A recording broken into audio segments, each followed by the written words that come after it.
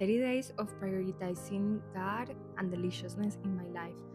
Honestly, as the last resource after a total breakdown. It's been a challenging year, very challenging month for me. I totally touched rock bottom. And I realized that in the last weeks, I have been so driven and so focused in controlling wanting things to work, so focused in the structure, in the strategy, in the next steps, in the what to do, that I forgot in the who I am, the being. And I never felt more disconnected from myself as I had in these past days. So in that space, I had to do reverse engineering and think about when are the moments in my life where I have felt the most me, where I have felt the most fulfilled. And this is what I do for work. This is what I have given my life to. And I realized that the most amazing miracles in all the areas of my life had always come to me in the least expected ways, but also without me forcing it or trying to look for them, and being ready to receive the opportunities when they show up in my life. So I decided that, knowing as I do know that going very fast and going very far in the wrong direction is the wrong thing to do, and it's gonna take me way longer to come back to myself, I decided to take a time to focus in deliciousness, in the joy of life, in connecting with myself, and to prove the hypothesis that the more I enjoy life, the more success I have. This is the first hypothesis that I want to prove with you, and I'm just here sharing my journey with you. And the second hypothesis is much deeper, and it is about God. This time has opened a deeper level, a level of relationship with God that I never experienced before. And talking with mentors and talking with my support circle about the business, I was always saying, I know everything is there, but I feel like there's a missing piece of the puzzle that I can't figure out what is it, because I'm disciplined. I know the value that I share. I know the transformation that is possible. But there's one thing that I feel that I'm going to a next level, but there's one key that hasn't unlocked the one thing for me. And I tried to figure it out. And as I said, I tried all the strategies, but after things came to the ground in other areas of my life, I became so angry with God that I was wrestling with Him. Literally, I felt that my faith was very challenged and I was having a very hard time believing in God and crying for the first time. I got angry at God and I started asking for an answer. I started asking, I've been in service of my life, but if you are here, why is this happening to me? And just show up in my life. And I felt that for the first time, I had a permission slip to connect with God one on one. I have always been a very spiritual person. I always talk about the universe and metaphysics and neuroscience and the way that energy works and the divine in everything that we see around. And I live in this world of magic and the miracles that are around us everywhere. But I used to talk about the universe. And somehow, when I was going to talk about God, there was this resistance to it. I didn't want it to sound religious. I didn't want to put that in a box. But after having this personal connection that I'm feeling now, I realized that first, it was never as powerful to speak with the creation than speaking with the creator.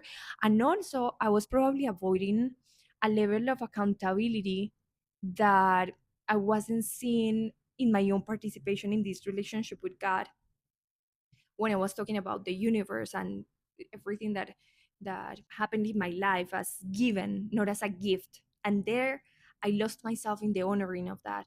So in this process of reconciliation with God, I decided to let God lead my life and see what happens. I decided to not impose my expectations. And there was a phrase I read that said, God, I'm so tired. And God answered, the only reason why you're very tired is because you're trying to do my job. And in this moment where I'm experiencing all of these, the ways in which I'm connecting with God are, first, I'm back into meditating an hour minimum a day. And this is something that woke so many things for me exactly 7 years ago, when I started to feel that I could navigate consciousness, not at the player level, but at the designer level. And I'm having very deep experiences that I will be sharing with you here as I'm documenting my journey. I'm being awakened every single night at 3 a.m. to do my meditation and to do my prayer. I started walking to the gym. I entered a gym and I started walking. And as I'm walking, I'm listening to a podcast and I try to think about a person that I admire and I want to spend some time with. And I play that podcast, and my exercise is seeing life through their lenses. Nowadays, we have the possibility to access to the most brilliant minds, to the wisest people that have created incredible things in life and have had a lot of impact. So what I'm doing is I'm going through their perspective and I'm feeling that I'm relating also one on one with them as my mentors, apart from the mentors that I already have. And in the way to the gym, there's a side of prayer. So I've been sitting there with the people that go very early in the morning because I'm waking up so early that I have to wait until it comes a little bit of light so that I can walk to the gym. But before people go to work, I didn't realize there was so many people coming together to pray in this site. There's a vision in this place.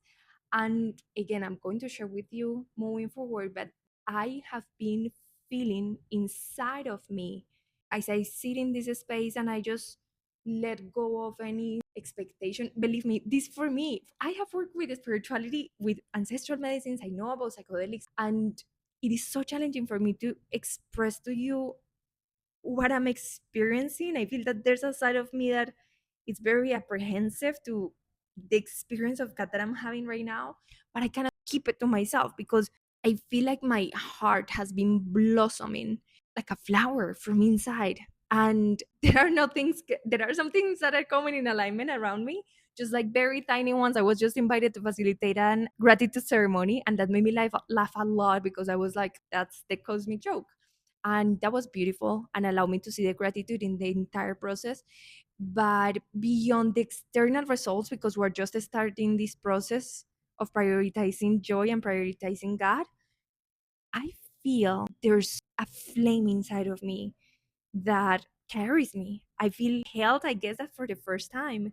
I know that the one thing that I always wanted was to feel like my weight was lighter, to feel that I could be held in what I do so that I could enjoy and be in my feminine and in my creative.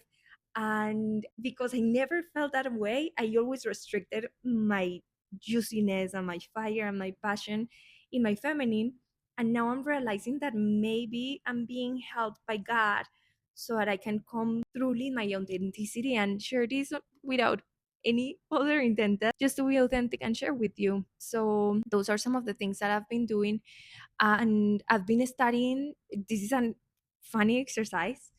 I've been taking sacred books, the Bible, other sacred books, a book in miracles. And what I will do is that I will close my eyes and I will ask for a question. I'll open the book and just try to let my finger guide me wherever the answer is. And I get my answer that it's like mind blowing. I'm going to do it here in a video so we do it together.